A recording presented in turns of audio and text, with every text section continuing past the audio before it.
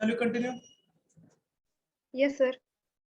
So we have understood how to locate the centroid or center of area, and these are some formulae for centroid of common figures.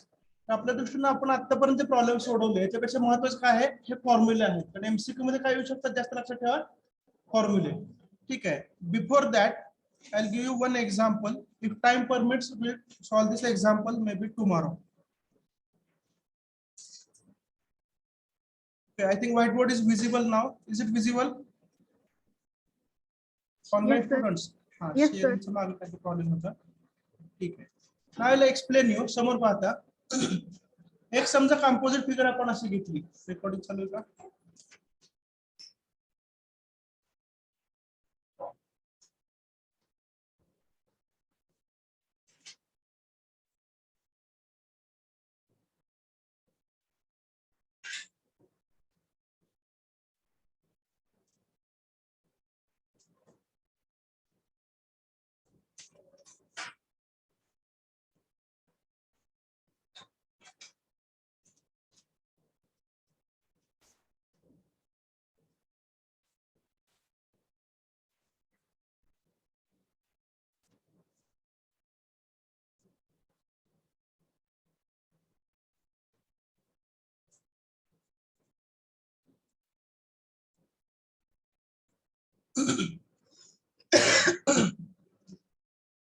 ठीक आहे. So this is one more variety in which what is given to you. This is one composite figure. आता या composite figure ला आपण कसं describe करू शकतो? We can describe this as one isosceles triangle. याचा जो एरिया आहे A1 किंवा स्मॉल A1 काय म्हणायचं बघा. ट्रायंगलचा एरिया जो आहे त्याला तुम्ही काय म्हणणार A1 म्हणणार. Are you getting? Then let us call this rectangular cut. Triangle मध्ये रेक्टँगल कट केला. Is that clear? आणि याचं तुम्हाला काय फाइंड आउट करायचं आहे? सेंट्रॉइड. समजते ना? तर हा जो एरिया आहे कोणाचा रेक्टँगलचा let us call it as A2. ठीक आहे. Shall you continue? And suppose you are given the position of the x and y axis. X axis तुम्हाला दिलेली पोझिशन आहे समजा, and y axis let us say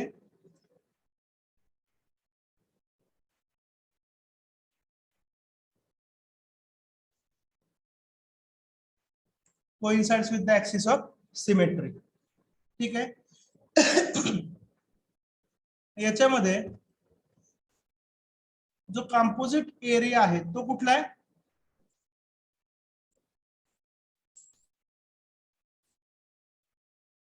R you getting?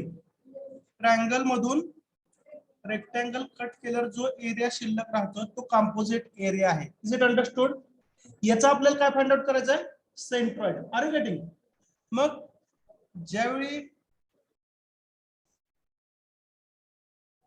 तुम्ही T सेक्शनचा centroid find out केला, then what you are saying, the composite area consists of composite area कसा म्हणत होता तुम्ही? A is equal to A1 plus A2. Is it correct? Okay. Now in this case, या केस मध्ये तुम्ही काय म्हणणार सांगा? A is equal to A1 minus A2. पहिला फरक लक्षात आला? जिथं प्लस होतं पूर्वी दोन रेक्टँगलचे समेशन करताना, तिथं आता काय येईल? Minus. First point is clear? Okay. Next point. आता तुम्ही समजा अज्युम केलं की ह्या ट्रायंगलचा जो सेंट्रॉइड आहे त्याला काय नाव देत होतो आपण? G1 ना? G1 बरोबर आहे ना? तर मगाचा टेबल जो आहे तुम्ही लिहून घेणार आहे तो फॉर्म्युला वापरा. G1 कुठे आहे तुम्ही लोकेट करू शकता. Is that clear? ठीक आहे. नंतर रेक्टँगल जो आहे त्याचा जो सेंटर ऑफ एरिया आहे त्याला G2 म्हणा. फाइन. आणि कंबाइंड जो आहे कॅपिटल G तो समजा इथं कुठं आला. Are you getting? तुम्हाला काय पाहिजे आता, you want the position of capital G. Capital G चं डिस्टन्स तुम्हाला पाहिजे कुठून, कुठल्या ऍक्सिस पासून, एक्स ऍक्सिस पासून, आणि तो बाय डिफॉल्ट वाय ऍक्सिस वरती असेल. Is that clear? त्यामुळे एक्स बार म्हणजे डिस्टन्स फ्रॉम वाय ऍक्सिस किती असेल त्याचं, 0. Is that clear? Next, and you have to find out Y bar. ठीक आहे. वाय बारचा रुटीन फॉर्म्युला मला सांगा बरं, जो तुम्ही टी सेक्शन साठी वापरला. y is equal to a1 Y1 okay, पुढं काय होतं, plus a2 Y2 y2 divided by capital A म्हणजेच a1 plus a2. Is it correct? आता इथं काय फरक पडेल सांगा बरं. a1 म्हणजे संपूर्ण जर मोठा ट्रायंगल असेल तर त्याचा सेंट्रॉइड फाइंड आउट करा, बरं का. पण त्यातनं एरिया सबट्रॅक्ट किती झाला, equal to area of the rectangle. Is that clear? म्हणून इथं साइन काय येईल, minus. Is it clear?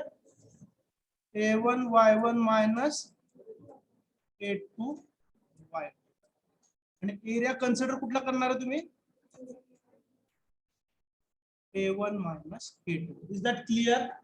So this is the only difference. जिथं पूर्वी प्लस घेत होता तिथं मायनस घ्यायचं.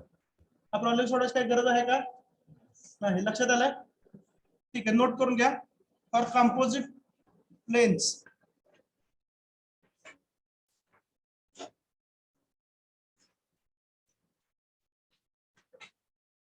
डिविजन आपलीच ना. For composite planes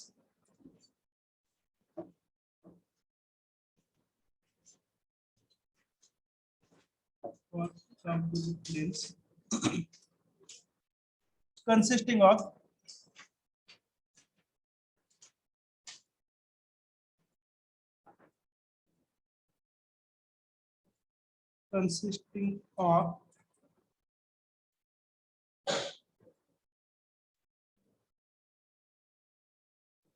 a1 minus a2. याच्यावरून सगळं कळेल तुम्हाला नोटेशन. a1 मायनस a2 म्हणजे काय, एक मोठा शेप आहे त्याचा एरिया a1, त्याच्यावरनं कट काय करायचं, a2. असं डिफरन्शिएट टाइप लिहून घेताय का. आणि इथं काय हो, composite planes consisting of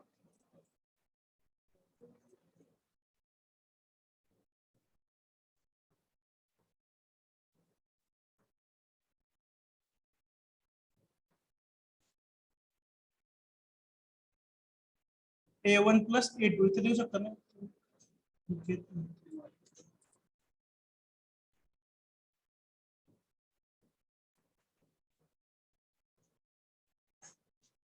a1 plus a2.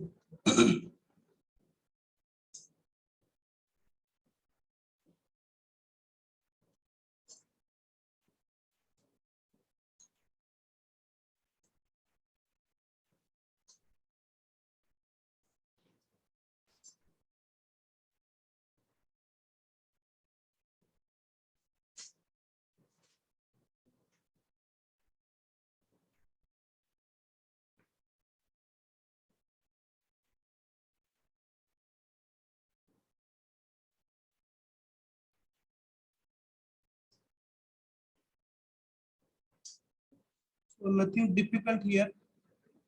Only you have to consider that a particular area has been subtracted from the main area. This thing we need to understand.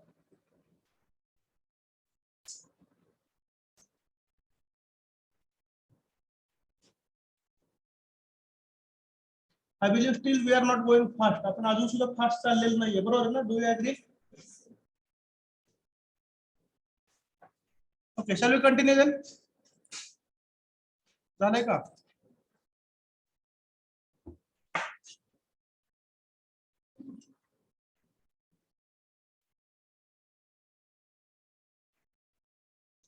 Mostly या figures तुम्हाला दिलेले सिमेट्रिकच असतात. त्यामुळे Y axis preferably तुम्ही along the axis of symmetry घेतलं तर calculation कमी होतात. अदरवाइज तुम्ही ऍक्सिस लेफ्टला जरी घेतलं तर जे काय डिस्टन्स येतं वाय ऍक्सिस पासून त्यानुसार कॅपिटल जी ची पोझिशन ही कॉन्स्टंट असेल. Is that clear?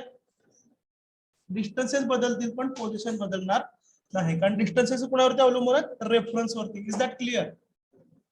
I give you the example of measurement of height. Is it over? Shall we continue?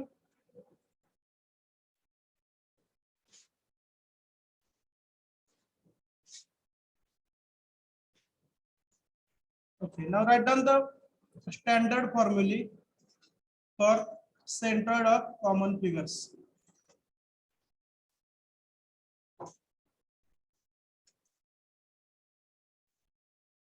याच्यामध्ये पहिल्यांदाच बघा पोझिशन ऑफ एक्स ऍक्सिस काय काय पाहणार याच्यामध्ये. पोझिशन ऑफ एक्स ऍक्सिस, नंतर दिलेली पोझिशन ऑफ वाय ऍक्सिस. ठीक आहे, इथं एक्स बार म्हणजे काय असेल? Distance from Y axis. औषध लिहिलं डिस्टन्स फ्रॉम वाय ऍक्सिस. आणि वाय बार म्हणजे काय? Distance from x axis.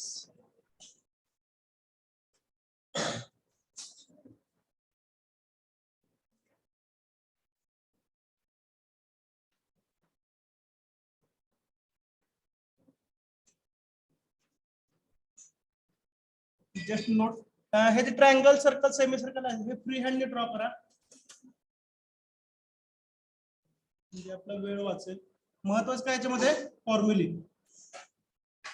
For example, consider a triangle having height h and base b. This is an isosceles triangle. So in this case, the centroid कुठं असेल तर along the axis of symmetry असेल इथे. बरोबर आहे का? थोडंसं misplace झालं दिसतोय. या ऍक्सिस वरती असं असेल सेंट्रॉइड. ठीक आहे, तर त्याचं डिस्टन्स फ्रॉम वाय ऍक्सिस किती असेल? 0. बरोबर आहे का? म्हणजे मध्ये ऍप्लिकेबल दिलं इथं. आणि वाय बार म्हणजे काय? Distance from x axis. Base पासून किती अंतर होतं? आता बेसलाच एक्स ऍक्सिस आहे, त्याचं डिस्टन्स किती आहे? h/3. Is it understood? Formula कसे दिलेत लक्षात आलं का?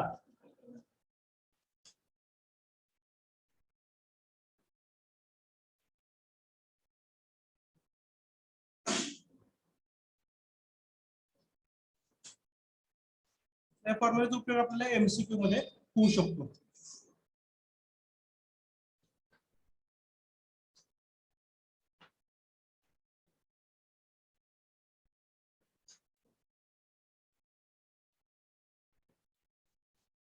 So here we complete 50% of the last chapter. Can you believe it? इथं आपला सेंटर ऑफ ग्रॅव्हिटीला पॅरल कन्सेप्ट कुठला आहे? सेंट्रॉइड. इथं कन्सेप्ट संपलेला आहे. प्रॉब्लेमच्या व्हरायटी आपण डिस्कस केल्यात कंपोजिट फिगरच्या. A1 + A2 मध्ये काय करतो? A1 - A2 मध्ये काय करतो? Is that clear?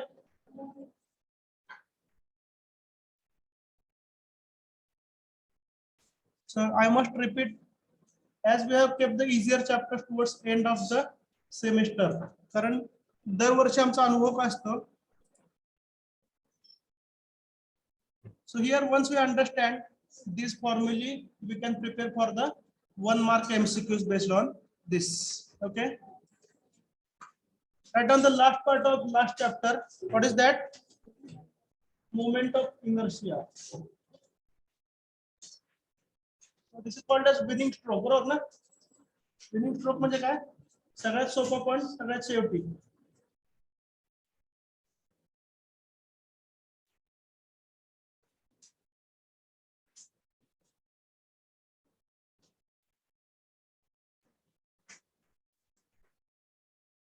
Last point आहे, ह्या कल्पनेने आनंद झाला ना?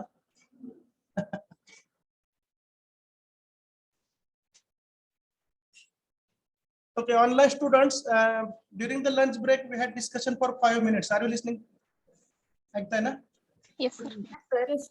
So offline students, they are of the opinion that instead of solving more problems with changing the values, etc., we can have revision of theoretical MCQs, because numericals they are meant for scoring. Is it correct?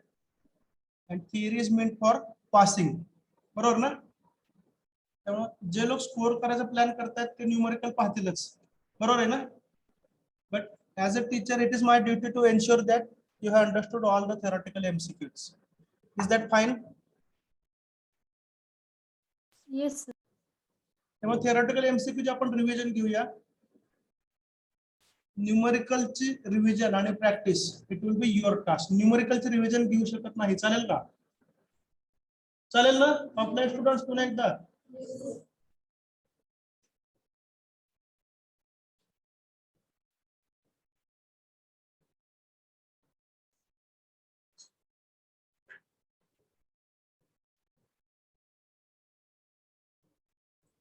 इथली diagram थोडीशी mismatch झाली आहे.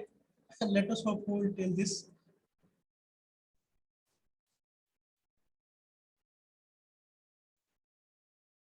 तुम्ही काय करता सध्या? लिहायला लागलाय का? ठीक आहे, लिहून घ्या. मला वाटलं का ते एक्सप्लेन करावं. डायग्राम फक्त काढू नका, मी तुम्हाला एक्सप्लेन करतो. मॉडिफाईड डायग्राम काढा.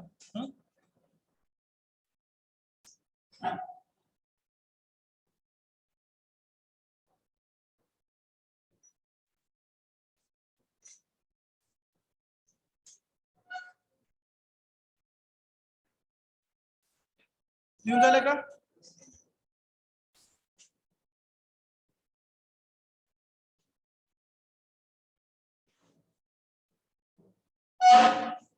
चला एक्सप्लेन. लक्ष आहे का? समोर पहा, लिहून घेऊ नका please. Okay, moment of inertia. Okay, in 11th और 12th you have understood this part. आणि त्याच्यामध्ये एक पॉईंट तुम्ही कुठेतरी शेवटी शिकला असेल की significance of moment of inertia किंवा त्याचा इम्पॉर्टन्स काय. Anyone remembers it? Moment of inertia जो आहे त्याचा उपयोग काय होतो? I explain it for you. तर इनर्शिया म्हणजे काय मला सांगा? What is mean by inertia? What is inertia? It is tendency to resist the motion. सोप्या भाषेत इनर्शिया म्हणजे काय? Resistance to motion. Is that clear? तर मोमेंट ऑफ इनर्शिया हे काय करतं? It represents resistance to the rotational motion. लक्षात येते? एखाद्या बॉडीचं रोटेशनल मोशन होत असेल तर त्याला रेजिस्ट करण्याची जी टेंडन्सी आहे त्या बॉडीची ती कोण इंडिकेट करतो आपल्याला? Moment of inertia. Is it understood? मग त्या बॉडीचा रोटेशनल इनर्शिया जो आहे सोप्या भाषेत it is represented by moment of inertia. First point is clear? Okay, next. Similar to centre of gravity and centroid. ठीक आहे, काय फरक होतो आहे दोघांमध्ये? सेंटर ऑफ ग्रॅव्हिटी कोणासाठी असतो? Online students 3D. 3 dimensional bodies. आणि सेंट्रॉइड हा कोणासाठी असतो? 2 डायमेन्शनल बॉडीज किंवा प्लेन साठी असतो, बरोबर आहे. In the same way moment of inertia जो आहे, ठीक आहे, तर मास मोमेंट ऑफ इनर्शिया हा 3 डायमेन्शनल बॉडीसाठी असतो ज्यांना सर्टन वेट असतं किंवा सर्टन मास असतं. Is that clear? तर मास मोमेंट ऑफ इनर्शिया तुम्ही आतापर्यंत डेफिनेशन शिकलेली आहे. कुठली?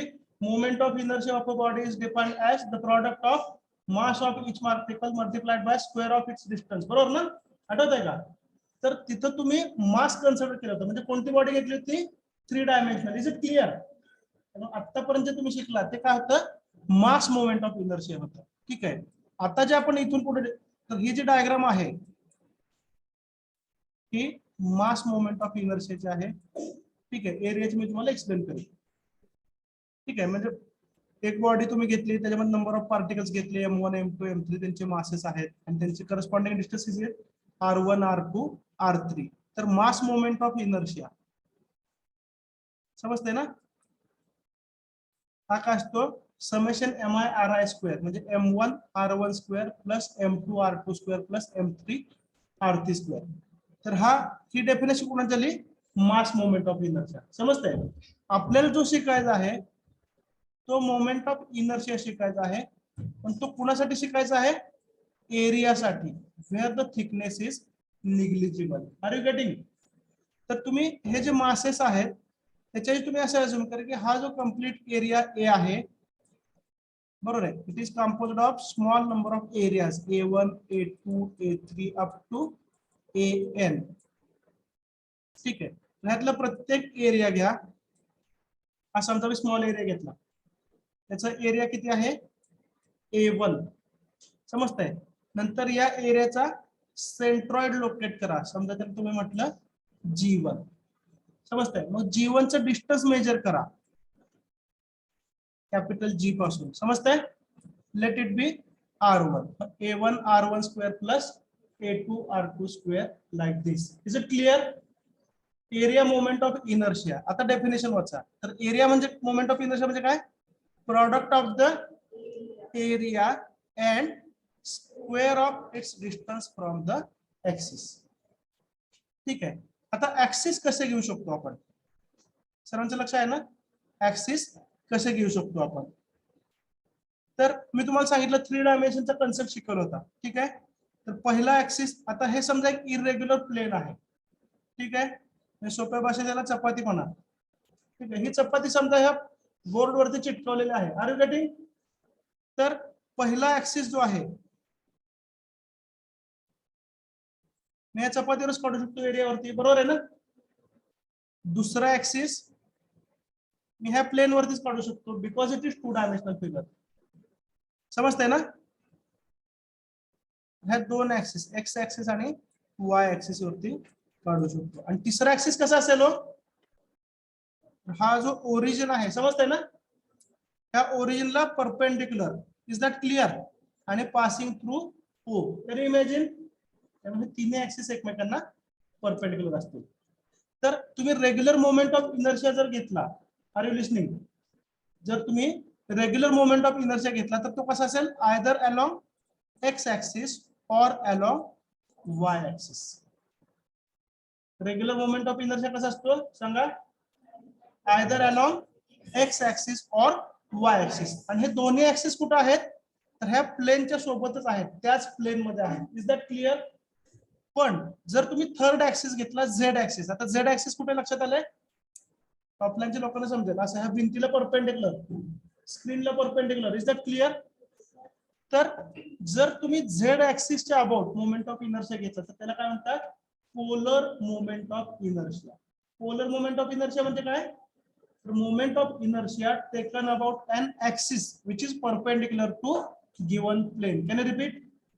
पोलर मोमेंट ऑफ इनर्शिया म्हणजे काय असतो? मोमेंट ऑफ इनर्शिया पुढं taken about an axis which is perpendicular to the given plane. Given प्लेनला परपेंडिक्युलर असणारा एक ऍक्सिस असा कन्सिडर करा. समजताय ना? आणि त्या ऍक्सिसच्या अबाउट जो मोमेंट ऑफ इनर्शिया असेल त्याला काय म्हणणार तुम्ही? Polar moment of inertia. ठीक आहे. आता मला सांगायचं युनिट काय असेल हो? सॉरी,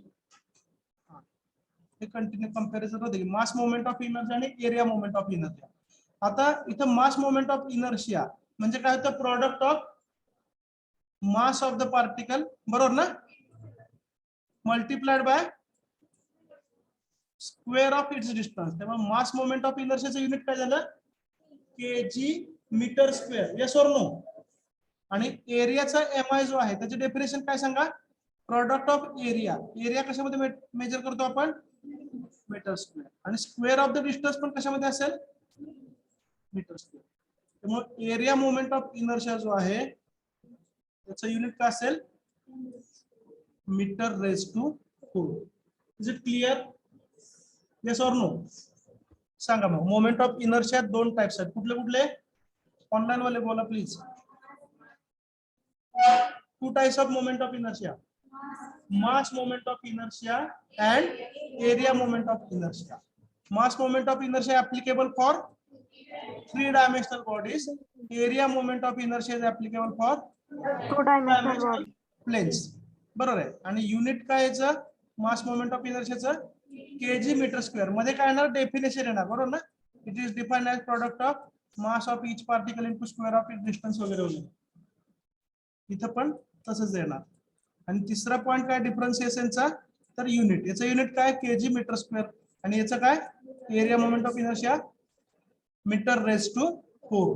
नोट करून घेता पटकन. मास मोमेंट ऑफ इनर्शिया आणि एरिया मोमेंट ऑफ इनर्शिया हे कशाला सिमिलर आहे? सीजे आणि सेंट्रॉइडला सिमिलर, 2D आणि 3D. मग समजायला असं नोट करा शॉर्ट मध्ये. त्याच्यावरती एमसीक्यू विचार तर जमला पाहिजे.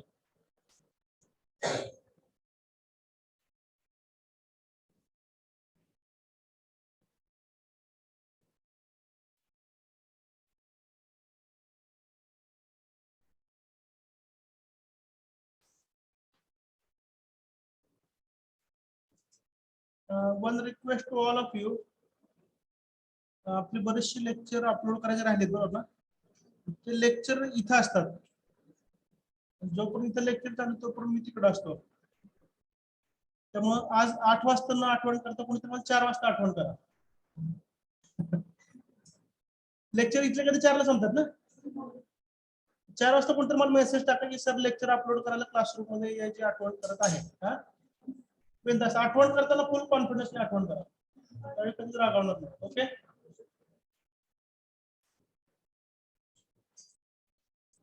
पण काय ते उद्या करू म्हटलं का नाही 6 वाजता मला आठवण होती सगळे लोक बाहेर गेल्यावर.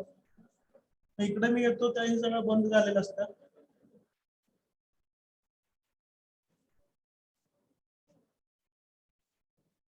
बट इन माय ओपिनियन ऐकताय ना, जे काय आपल्याला समजताना आपण जे काय लिहितो त्याचा जर रेफरन्स घेतला तर युट्यूबची लेक्चर बघायची गरज राहते का? राहत नाही ना. This is called a positive approach. Sir, Next definition which is understood by you. Write down this polar moment of inertia. So you consider 3 mutually perpendicular axes. Out of these 3 axes, 2 axes will be coplanar with the given plane. 2 axes कसे असतील? दिलेल्या प्लेनला coplanar असतील आणि तिसरा axis कसा असेल? Perpendicular to that plane. When you take the moment of inertia about the third axis which is perpendicular to given plane, it is called as polar moment of inertia.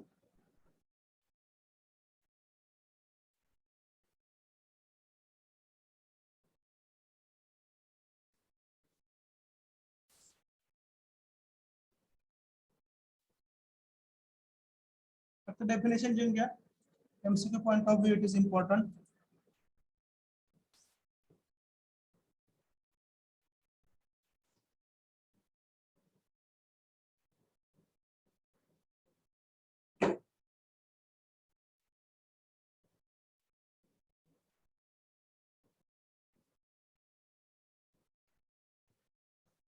जसं मास moment of inertia मध्ये आपण particle consider करत होतो number of, बरोबर आहे ना. तसं इथं काय कन्सिडर करायचे? Small areas A1, A2, A3 like this. That is area moment of inertia and there can be polar moment of inertia. त्या एरियाचा MI तुम्ही काढू शकता about an axis which is perpendicular to the given plane. That will be polar moment of inertia.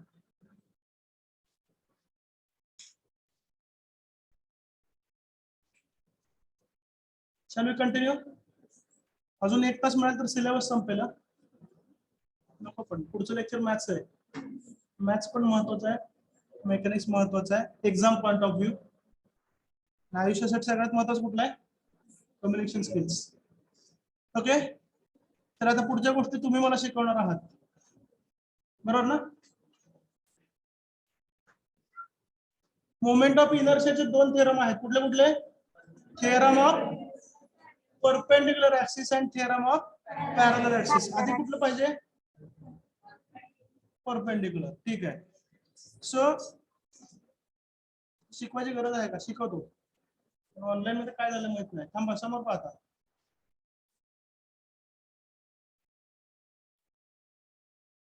In this case, we consider an area. आता आपण मास किंवा 3 dimensional body consider करत नाही. आपण काय कन्सिडर करतो? फक्त area. Planes. Is that clear? बरोबर आहे का? मग you consider one area. Suppose this is a circular disc. Thickness किती घेता तुम्ही? निग्लिजिबल. ठीक आहे. मग पहिला ऍक्सिस समजा जो आहे या डिस्क मध्येच असेल, बरोबर आहे. दुसरा ऍक्सिस पण कसा आहे, या डिस्क मध्येच. एक्स आणि वाय ऍक्सिस हे डिस्क मध्येच आहे. Is that clear? Yes or no? आणि तिसरा ऍक्सिस झेड जो आहे हा कसा आहे, या डिस्कच्या प्लेनला परपेंडिक्युलर. म्हणजे ही जर डिस्क असेल तर झेड ऍक्सिस असा आहे. Is that clear? ठीक आहे. मग तुम्ही काय करा, या डिस्कचा moment of inertia. Moment of इनर्शियाचे डेफिनेशन काय हो? वाचा ना आत्ताची. Area of the body multiplied by square of its distance. बरोबर आहे. मग असा एक पार्टिकल शोधा जिथे संपूर्ण एरिया कॉन्सन्ट्रेट झाला असं तुम्ही अज्युम करता. त्याचं डिस्टन्स, त्या पार्टिकलचं डिस्टन्स त्या ऍक्सिस पासून, ते झालं डिस्टन्स, बरोबर ना. Square of that distance multiplied by area. Is that correct? थोडक्यात मोमेंट ऑफ इनर्शिया तुम्ही काढा about X axis, about Y axis. हे दोन्ही ऍक्सिस, एक्स ऍक्सिस आणि वाय ऍक्सिस, हे कुठे आहेत? त्या प्लेन मध्येच आहेत. Coplanar with the given body. Yes or no? So let the moment of inertia are I X and I Y, किंवा I X X and I Y Y, काय म्हणायचं ते म्हणा. ठीक आहे. आता तुम्ही जो थर्ड ऍक्सिस घेताय, हा थर्ड ऍक्सिस दिसतोय ना, हा कसा या प्लेनला परपेंडिक्युलर. मग जर तुम्हाला आय झेड म्हणजे काय, moment of inertia about the Z axis पाहिजे असेल तर तो कसा असेल, summation of I X X and I Y Y. Interpretation, meaning लक्षात आलंय? चला मग स्टेटमेंट लिहून घ्या आणि रिप्रेझेंटेशन कुठलं हे दाखवा मला वाटतं. इथे सुद्धा बघा, एक्स ऍक्सिस याच प्लेन मध्ये, वाय ऍक्सिस पुन्हा एकदा याच प्लेन मध्ये, आणि झेड ऍक्सिस कसा आहे, perpendicular to the given plane. Statement you can write. It tells that moment of inertia about the z-axis is equal to moment of inertia about x-axis and y-axis.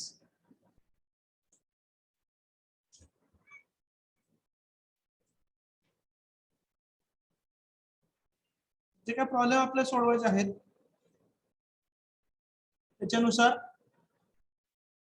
आपल्याला perpendicular axis theorem पेक्षा parallel axis थेरमचा जास्त उपयोग होतो.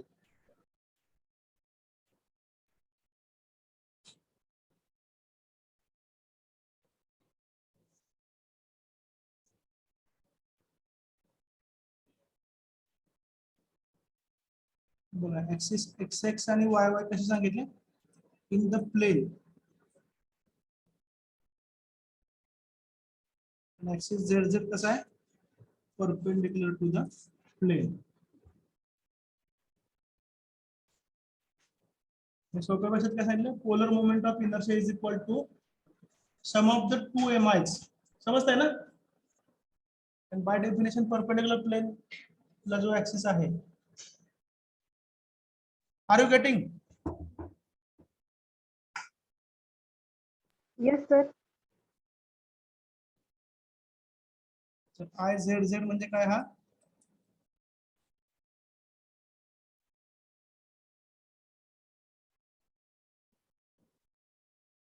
Polar moment of इनर्शियाच आहे.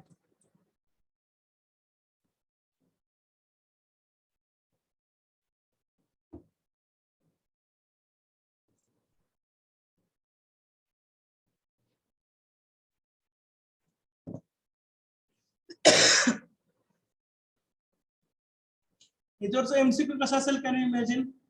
हे पूर्ण statement दिलेलं असतं. and the above principle is called as. समजते? त्यामुळे passing it is an easy matter.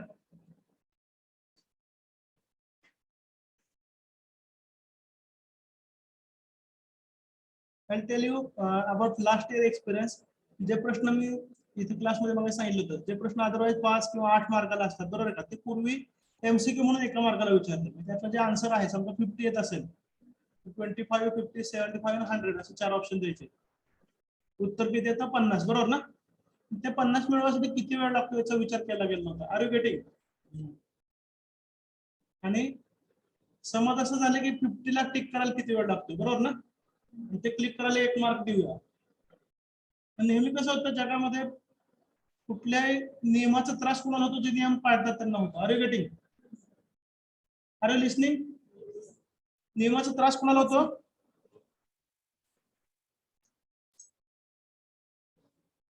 This is with the assumption that graphics कधी सुरू होतो? किती तारखेला? 11 April.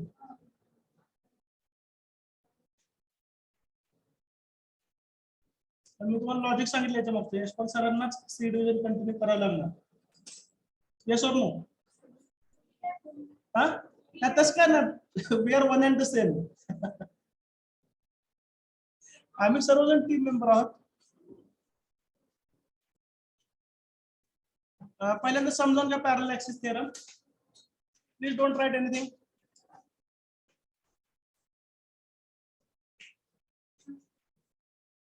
Now, parallel axis theorem will be useful for solving the numericals. ऐकलंय ना? Moment of inertia definition पुन्हा एकदा वाचा आता. It is defined as product of area into square of the distance. पुढे काय म्हणलंय? From same axis. ठीक आहे. म्हणजे आता जर तुम्हाला मोमेंट ऑफ इनर्शिया घ्यायचा असेल, ठीक आहे, फॉर एक्झाम्पल सध्या मी सांगतो हा ए बी बघू नका तुम्ही, हा एच पण बघू नका. ठीक आहे. आता काय काय दिसतंय? गिवन एरिया आहे. ठीक आहे. हा एरिया दिसतो संपूर्ण. ठीक आहे. अजून काय दिसतंय याच्यामध्ये? इलेमेंटल स्ट्रिप दिसते. Yes or no? The area of this elemental strip is DA. अशा नंबर ऑफ स्ट्रिप ज्यावेळी तुम्ही जॉईन करत जाताल, एकमेकाला इंटिग्रेट करत जाताल, त्यावेळी काय होणार आहे? हा एंटायर एरिया ए तयार होईल. First point is clear. So entire area is capital A, which can be split into number of small strips having area DA. First point is clear. Then let us say this is center of gravity.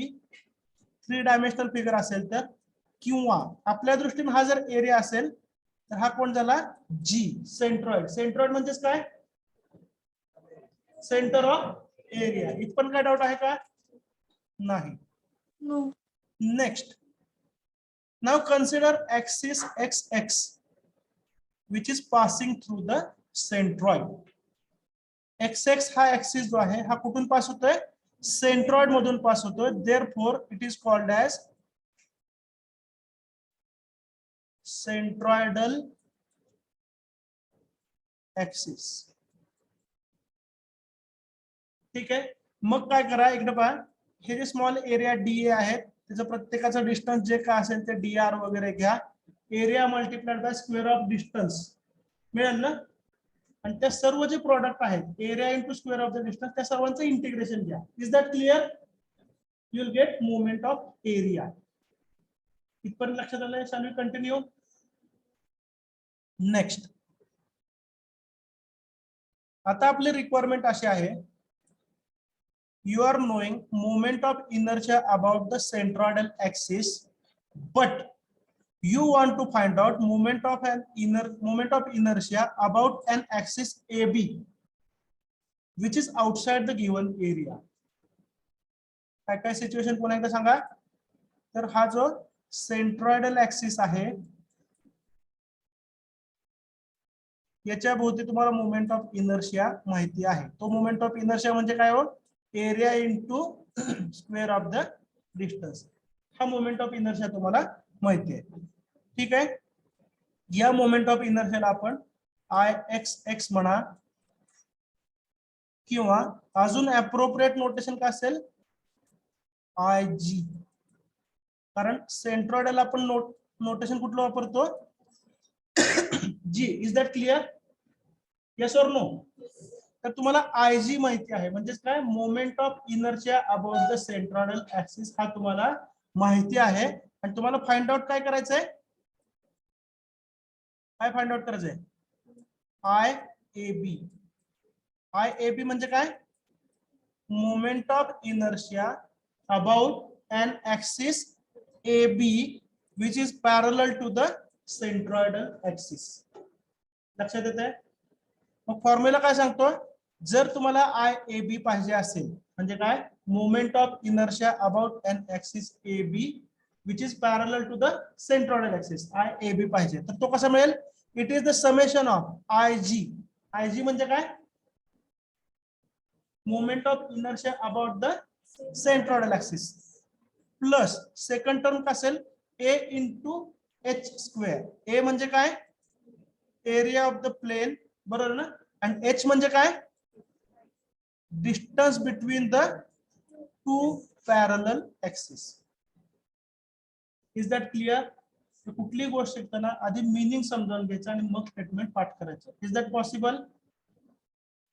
What's the statement? The moment of inertia of an area with respect to any given axis is equal to moment of inertia with respect to a centroidal axis म्हणजे IG, बरोबर आहे ना, plus product of area and square of the distance between two axes.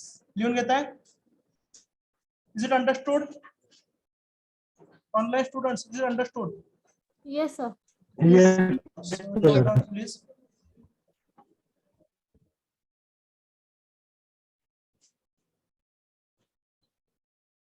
तर हा theorem आपल्याला numerical मध्ये use करायचा आहे. लक्षात येते. त्यामुळे मोमेंट ऑफ इनर्शिया दोन फॉर्म्युले असतील. एक असतील अबाउट सेंट्रॉइडल ऍक्सिस आणि दुसरा फॉर्म्युला असेल about an axis which is parallel to the centroidal axis. लक्षात येते. आणि असे दोन फॉर्म्युले असतील. दोन फॉर्म्युले एक्स ऍक्सिस साठी, आर यू लिसनिंग, आणि दोन फॉर्म्युले असतील वाय ऍक्सिस साठी. म्हणजे एकाच बॉडीच्या मोमेंट ऑफ इनर्शियाचे चार फॉर्म्युले असू शकतात. Is that clear.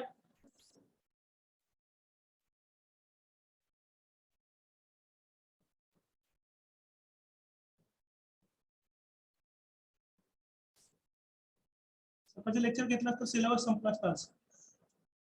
असू द्या, जाऊ द्या. उद्या गुरुवार आहे ना, गुरुवार चांगला असतो दत्ताचा वार. एक लक्षात घ्या, सिलेबस लवकर होणं उशिरा होणं हे मॅटर करत नाही. Understanding your performance it matters.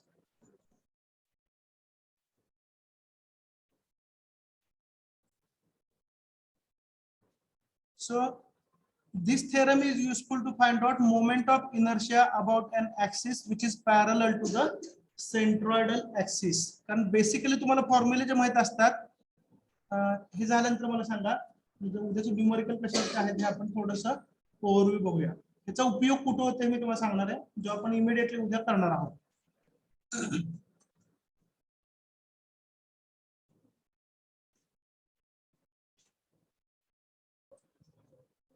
लिहून झाले. चला आता समोर पहा. When we have to use this theorem, हे रेडियस ऑफ जायरेशन वगैरे उद्या पाहूया आपण. मोमेंट ऑफ इनर्शिया कॅरेक्टरिस्टिक्स हे एक्सप्लेन केलंय. मोमेंट ऑफ इनर्शियाचा सिग्निफिकन्स काय हो, it is the measure of object's resistance to changes in the rotation. Rotational मोशनला जो रेजिस्टन्स आहे तो म्हणजेच काय झाला, moment of inertia. First point already explain. Shall we continue. It is also defined as capacity of a cross section to bending. आता basic mechanical मध्ये जो पार्ट होता बेंडिंग मोमेंट वगैरे हा गेलेला आहे. तर मग तुम्ही स्टेटमेंट फक्त लक्षात ठेवा. पण बेंडिंग आता या स्टेजला शिकवणं शक्य नाही. ठीक आहे. पण बल्जिंग मोमेंट किंवा बेंडिंग मोमेंट किंवा कॉम्प्रेशन जे असतात त्याला रेजिस्टन्स म्हणजेच काय, मोमेंट ऑफ इनर्शिया. ठीक आहे. हा कसा स्पेसिफाय करावा लागतो, with respect to the chosen or certain axis of rotation. एक ठराविक ऍक्सिस ऑफ रोटेशन डिफाइन करा बॉडीचा आणि त्याच्याभोवती आपण मोमेंट ऑफ इनर्शिया एक्सप्रेस करत असतो. आणि त्याचं युनिट काय आपल्या दृष्टीनं, metre raise to 4. Mass moment of inertia असेल तर KG metre square. Is that clear. ठीक आहे. आता जो आपण रेकॉर्डिंग चालू, तर जो पॅरलल ऍक्सिस थेरम आपण यूज केला किंवा समजावून घेतला त्याचा उपयोग काय लक्षात घ्या. ठीक आहे. तर मोमेंट ऑफ इनर्शिया जो आहे, we are talking about 2 dimensional planes or 3 dimensional bodies. आपण कशाविषयी चर्चा करतोय, 2 डायमेन्शनल प्लेन्स. म्हणजे रेफरन्स ऍक्सिस हे 2 असतील का 3 असतील, 2च असतील. ठीक आहे. मग यानुसार बघा तुम्ही एक्स ऍक्सिस आपण इथं घेऊ शकतो कुठं at the bottom of the plane आणि एक्स ऍक्सिस हा दुसरा कसा असू शकतो passing through the centroid yes or no Yes. मग जर तुम्हाला समजा हे असे दोन मोमेंट ऑफ इनर्शिया फॉर्म्युला झाले म्हणजे आय एक्स समजतंय ना आणि आय एक्स डॅश समजतंय का नेक्स्ट तसंच जर तुम्ही वाय ऍक्सिस विषयी कन्सिडर केलं तर वाय ऍक्सिस तुम्ही इथे एक्स्ट्रीम लेफ्टला पण घेऊ शकता येस ऑर नो और Y axis can be passing through the centroid म्हणजे अजून तुम्हाला दोन फॉर्म्युले मिळतील कुठले आय वाय आणि आय वाय डॅश